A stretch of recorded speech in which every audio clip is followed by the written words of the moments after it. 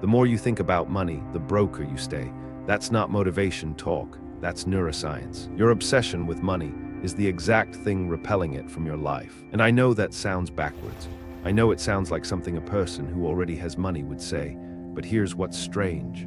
Every single self-made millionaire I've studied describes the same moment, the same turning point. The moment wealth finally arrived was the moment they stopped chasing it. Stopped chasing money. There's a neurological reason for this, a reason rooted in how your brain processes scarcity versus abundance. And by the end of this video, I'm going to show you the one mental shift that separates people who attract wealth effortlessly from people who grind their entire lives and never get ahead.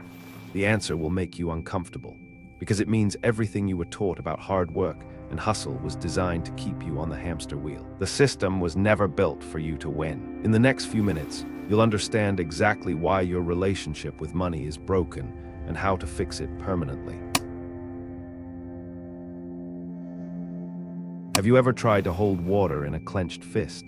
The tighter you squeeze, the faster it slips through your fingers. Money works the same way, and this isn't metaphor. This is measurable biology.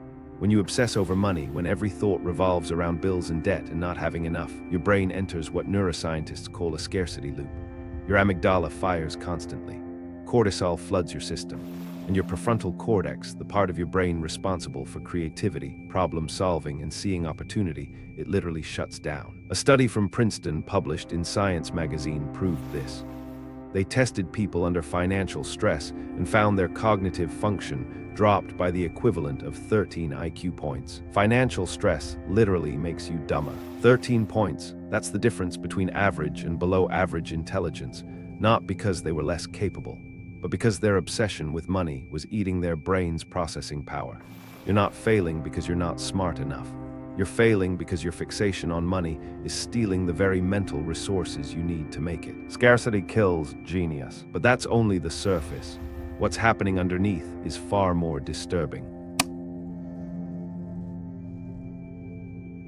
Here's where it gets personal.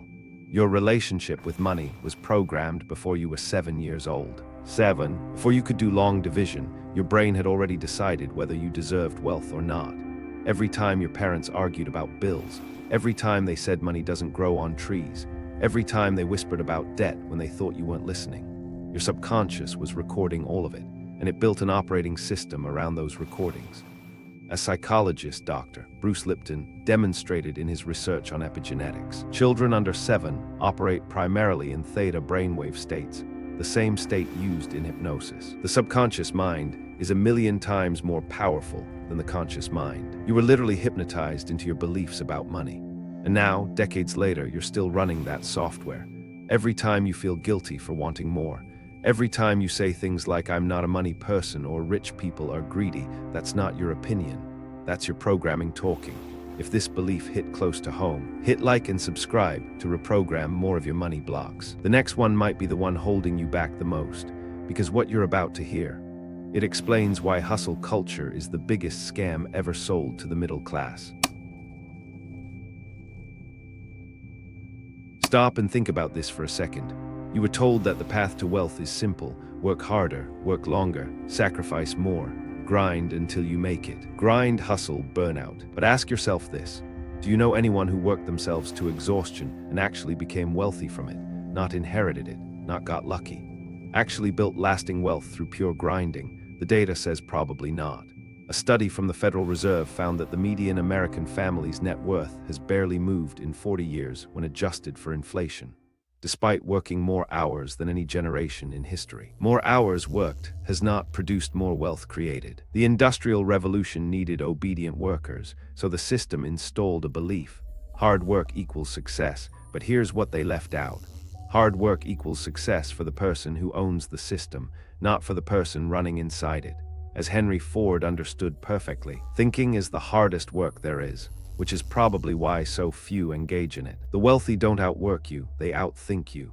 They spend their energy on leverage, on systems, on value creation, not on trading hours for dollars. And this distinction, it's the key to everything that comes next. Now here's where the entire game flips upside down.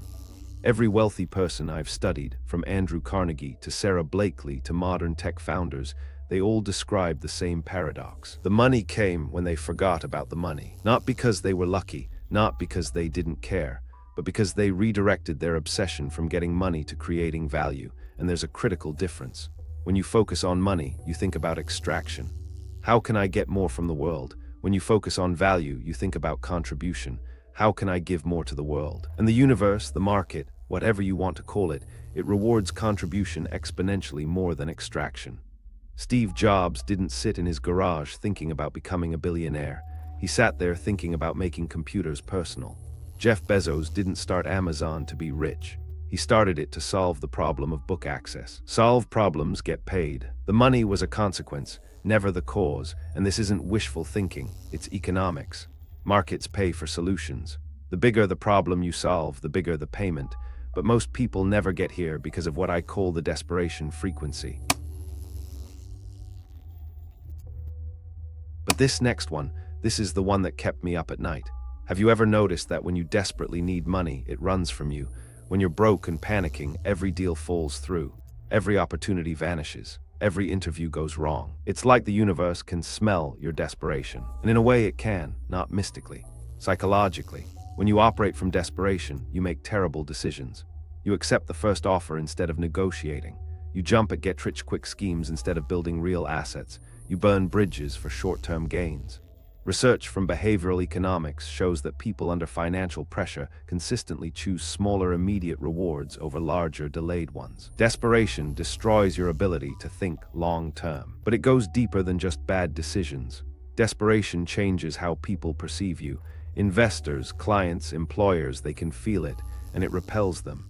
As philosopher Alan Watts once reflected, when you try to stay on the surface of the water, you sink. But when you try to sink, you float. The desperate energy of needing money creates a contraction in your behavior, your creativity, and your relationships. You become smaller, more cautious, more afraid, and fear has never built a fortune. What replaces desperation, though, that's where the real transformation begins. Let me pause here because this next part changes the entire picture. There's a concept in Eastern philosophy that the West has completely misunderstood: detachment. Most people hear detachment and think it means not caring, not wanting, giving up on wealth entirely. Wrong, completely wrong. True detachment means wanting something without needing it to complete you. It means pursuing wealth from wholeness, not from emptiness. The Bhagavad Gita calls it acting without attachment to outcomes. You have a right to perform your prescribed duties, but you are not entitled to the fruits of your actions. And modern psychology backs this up completely. Psychologist Mihaly Csikszentmihalyi discovered that peak performance happens in what he called flow states. And flow requires one thing above all: the absence of self-conscious monitoring. You cannot perform at your best while anxiously watching the scoreboard. When an athlete obsesses over their score, they choke. When a musician thinks about the audience's reaction, they stumble. When an entrepreneur obsesses over revenue, they miss the innovation. Detachment is not apathy. It's the ultimate competitive advantage. It's performing without the weight of desperate need dragging you down. And what comes next is the proof that this actually works in the real world. Now, what I'm about to tell you sounds impossible, but it's been documented over and over. Researcher Thomas Stanley spent 20 years studying millionaires for his book The Millionaire Next Door. His most surprising finding: freedom. When asked what motivated them, the majority of self-made millionaires didn't say money. They said freedom, independence, the ability to spend time on what matters. They didn't wake up every morning thinking about their bank account. They woke up thinking about their craft, their mission, their contribution. 1, they focused on mastery, not money. 2, they solved problems others ignored. 3, they reinvested in growth, not lifestyle. 4, they played infinite games, not finite ones. And here's the pattern that emerges. The money obsessors, the people who track every penny and fantasize about being rich, they stayed middle class or worse, because their entire identity was wrapped around a number. He who is not contented with what he has would not be contented with what he would like to have. The wealth creators weren't counting coins. They were counting problems solved and lives impacted, and the difference in outcome was staggering. But here's where the story takes a truly dark turn, because the system doesn't want you to know any of this. If If you thought that was disturbing, you're not ready for this. There is an entire industry, worth hundreds of billions of dollars, specifically designed to keep you obsessed with money. The advertising industrial complex exists to manufacture your dissatisfaction. Every commercial, every social media ad, every influencer showing off their lifestyle, it's engineered to make you feel like you don't have enough. To keep you in that scarcity loop we talked about. To keep your amygdala firing and your prefrontal cortex offline. Because a person who feels abundant is a terrible consumer. They don't buy things to fill voids. They don't chase status symbols. They don't spend money they don't have on things they don't need to impress people they don't like. Manufactured scarcity profit. The system needs you broke and obsessing. It needs you comparing your car, your house, your vacation to everyone else's curated highlight reel. You were engineered to feel like you never have enough. And the cruelest part, the more you obsess over what you don't have, the less capacity you have to build what you could have. Remember that 13 IQ point drop. That's not an accident, that's a feature of the system. And now you understand the open loop I promised at the beginning. The reason everything you were taught about money was designed to keep you on the hamster wheel, it's because the hamster wheel is profitable for someone else. So how do you actually flip the switch? How do you go from money obsession to wealth attraction? Here's the practical framework. First, audit your money thoughts. For 1 week, notice every time you think about money from a place of fear or lack, every anxious calculation, every envious comparison, write them down. You'll be shocked at how much mental energy you're burning on scarcity. Second, redirect that energy. Every time you catch a scarcity thought, replace it with a value thought. Instead of how can I make more money, ask how can I solve a bigger problem. Instead of why don't I have enough. Ask what skills can I develop. Replace fear with value. Third, invest in your capacity, not your lifestyle. The millionaires in Stanley's research lived below their means, not out of deprivation, out of strategy. They poured resources into assets, education, and business growth. Wealth is built by what you don't spend as much as what you earn. Fourth, practice financial detachment daily. Meditate on the difference between wanting wealth and needing it. Want is motivating, need is suffocating. Do you think this is genius or insane? Comment genius or insane below. Because what I'm about to close with is the truth that ties it all together.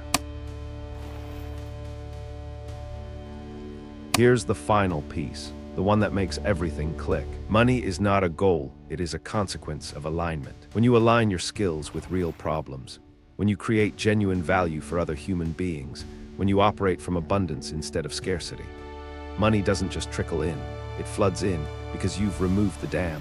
The dam was never external. It was never the economy, your boss, your background, or your luck. The dam was your own obsessive grip on the thing you wanted most.